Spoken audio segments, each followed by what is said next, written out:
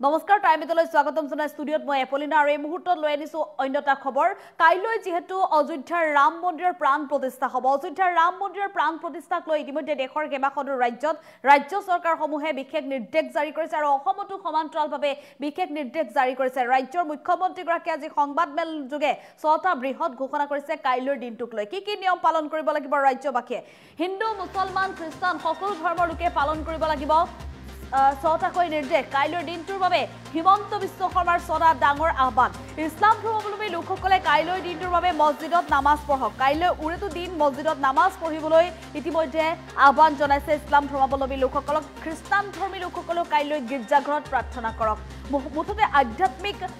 এক পৰিস্থিতি বৰ্তাই ৰাখিবলৈ আহ্বান জনাইছে কাইলৈ খুলিব নোৱাৰিব খুৰাৰ বিপণী ইতিমধ্যে যেটো ড্ৰাই ডে ঘোষণা কৰিছিলে অসমত আৰু কাইলৈ মাছ মাংসৰ দোকান পাৰিলে বন্ধ ৰাখক বুলি ইতিমধ্যে আহ্বান জনাইছে ৰাজ্যৰ মুখ্যমন্ত্ৰীগৰাকীয়ে সংবাদমেল যোগে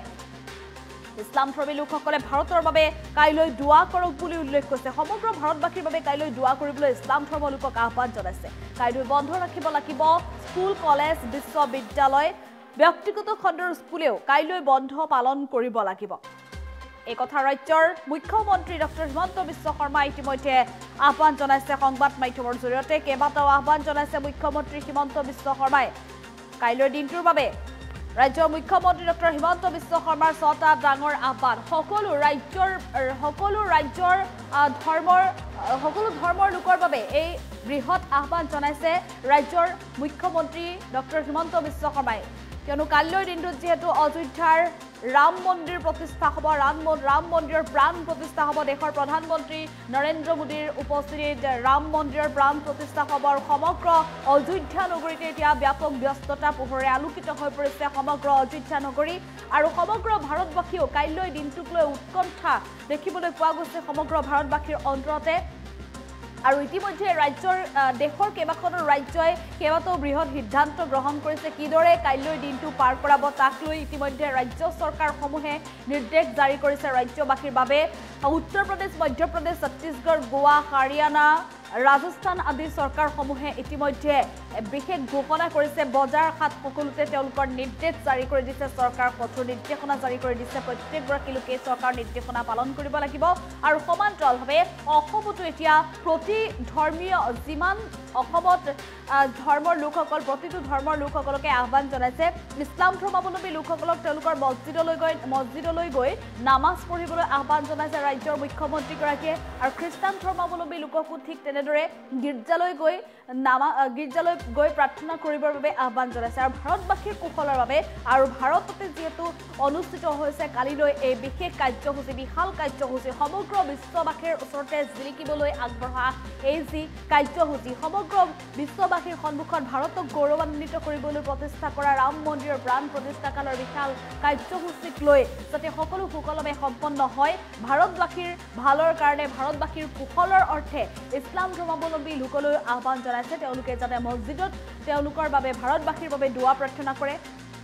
আৰু একেদৰে খ্ৰীষ্টান ধৰ্মাৱলম্বী লোকেও যাতে গীৰ্জাঘৰলৈ গৈ প্ৰাৰ্থনা কৰি সমগ্ৰ ভাৰতবাসীৰ কুশলৰ অৰ্থে প্ৰাৰ্থনা কৰে এনেধৰণে এতিয়া ৰাজ্যৰ মুখ্যমন্ত্ৰী ডক্টৰ হিমন্ত বিশ্ব শৰ্মাই আহ্বান জনাইছে প্ৰতিগৰাকী ৰাজ্যবাসীকে সকলো ধৰ্মৰ লোকলৈ এই আহ্বান জনাই ৰাজ্যৰ মুখ্যমন্ত্ৰীগৰাকীয়ে আজি কিছু সময়ৰ পূৰ্বে সংবাদমেলত উল্লেখ কৰিছে এই মুহূৰ্তত আমাৰ হাতত ৰাজ্যৰ মুখ্যমন্ত্ৰীগৰাকীয়ে এই সন্দৰ্ভত ৰাজ্যবাসীলৈ কি আহ্বান জনাইছে সংবাদমেল যোগে কি আহ্বান জনাইছে সেই কথা সেই ভাষ্য আছে আমি ভাষ্য আগবঢ়াম তাৰ পূৰ্বে আমি পুনৰ জনাইছো কাইলৈৰ দিনটোত যেহেতু মাছ মাংসৰ দোকান পাৰিলে বন্ধ ৰাখিবলৈ নিৰ্দেশ জাৰি কৰিছে এক প্ৰকাৰ আহ্বান জনাইছে ৰাজ্যৰ মুখ্যমন্ত্ৰীগৰাকীয়ে আৰু খুৰাৰ বিপণী বন্ধ ৰাখিবলৈ আহ্বান জনাইছে যেহেতু এক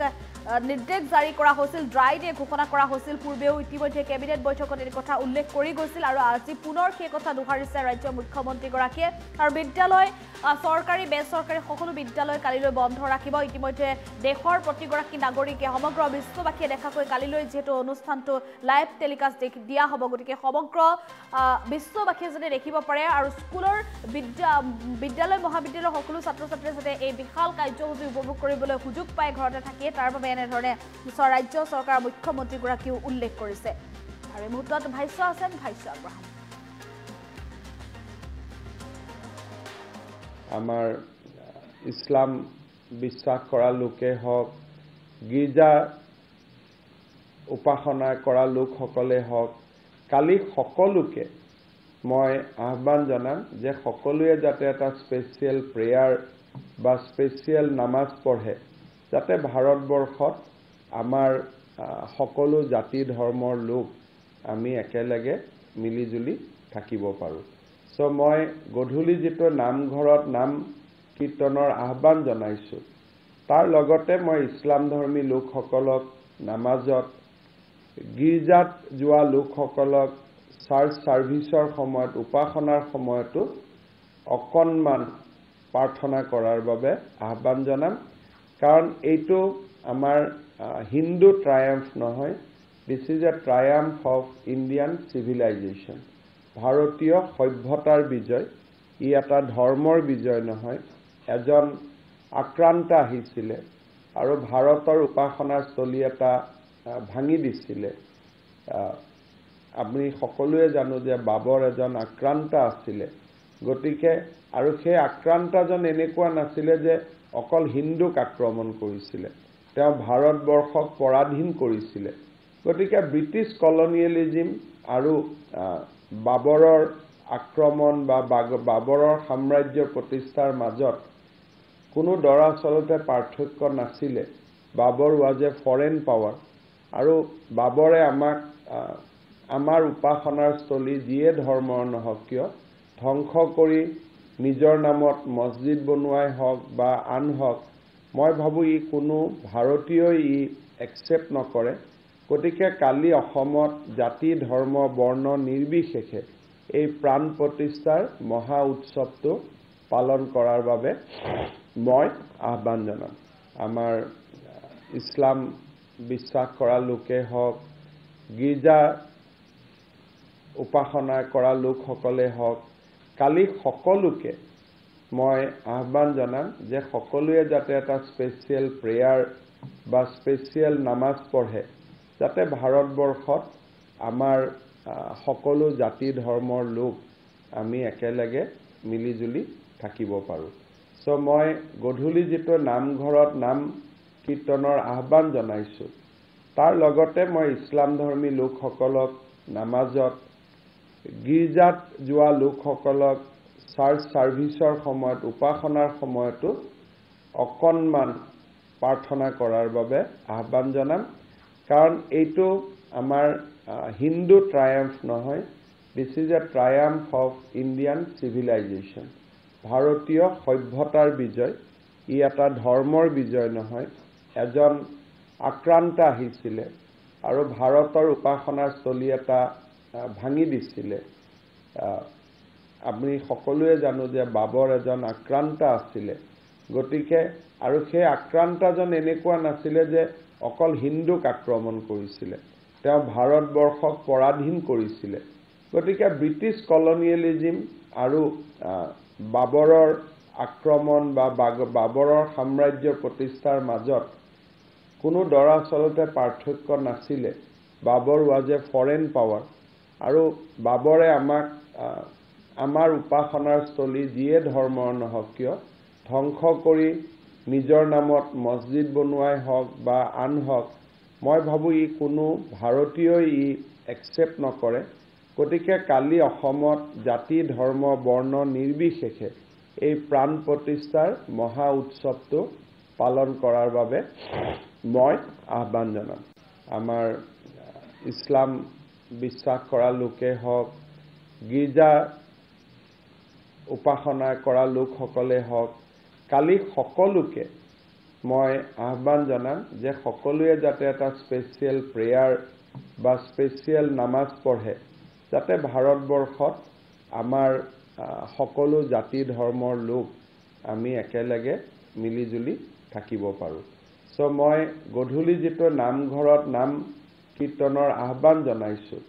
তাৰ লগতে মই ইছলাম ধৰ্মী লোকসকলক নামাজত, গীৰ্জাত যোৱা লোকসকলক চাৰ্চ ছাৰ্ভিচৰ সময়ত, উপাসনাৰ সময়তো অকণমান প্ৰাৰ্থনা কৰাৰ বাবে আহ্বান জনাম। কাৰণ এইটো আমাৰ হিন্দু ট্ৰায়াম্ফ নহয়,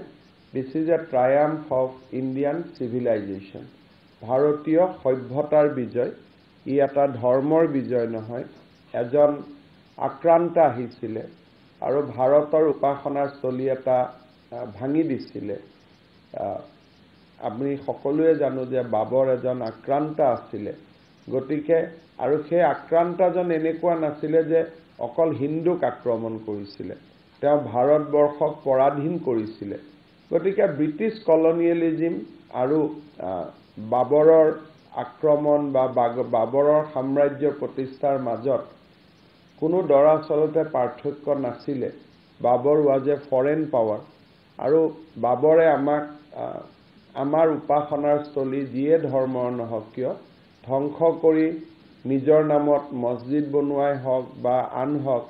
মই ভাবোঁ ই কোনো ভাৰতীয়ই একচেপ্ট নকৰে। গতিকে কালি অসমত জাতি ধৰ্ম বৰ্ণ নিৰ্বিশেষে এই প্ৰাণ প্ৰতিষ্ঠাৰ মহা উৎসৱটো পালন কৰাৰ বাবে মই আহ্বান জনাম।